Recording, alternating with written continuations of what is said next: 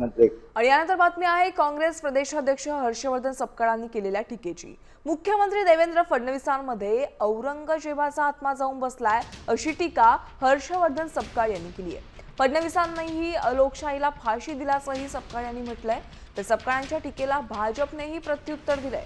सपकाळांचा आत्मा मोहम्मद घोरीचा की गजनीचा आहे अशी टीका नवनाथ बन यांनी केली आहे।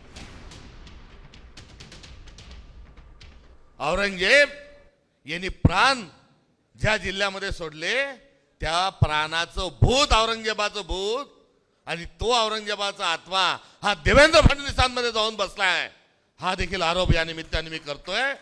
आणि याचं कारण असं की श्रीरामपूर जिथे रामाचं नाव आहे आणि तुम्हाला रामाचं राज्य स्थापन करायचं आहे अशा श्रीरामपूरमध्ये तुम्ही औरंगजेबासारखं कृत्य करता, त्या ठिकाणी लोकशाहीला फाशी देता करिता तुम्हाला जल्लाद मी या निवडणुकीमध्ये मी म्हटलंय।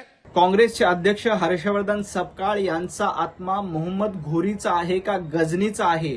स्वतः औरंगजेब फॅन क्लबचे मेंबर आहेत, त्यांना औरंगजेबाबद्दल बोलण्याचा अधिकार नाही। छत्रपती शिवाजी महाराजांचे विचार पुढे घेऊन जाण्याचं काम देवाभाऊंच्या माध्यमातून केलं जातंय। देवाभाऊ खऱ्या अर्थानं प्रभू रामचंद्रांचे विचार, छत्रपती शिवाजी महाराजांचं हिंदुत्व पुढे घेऊन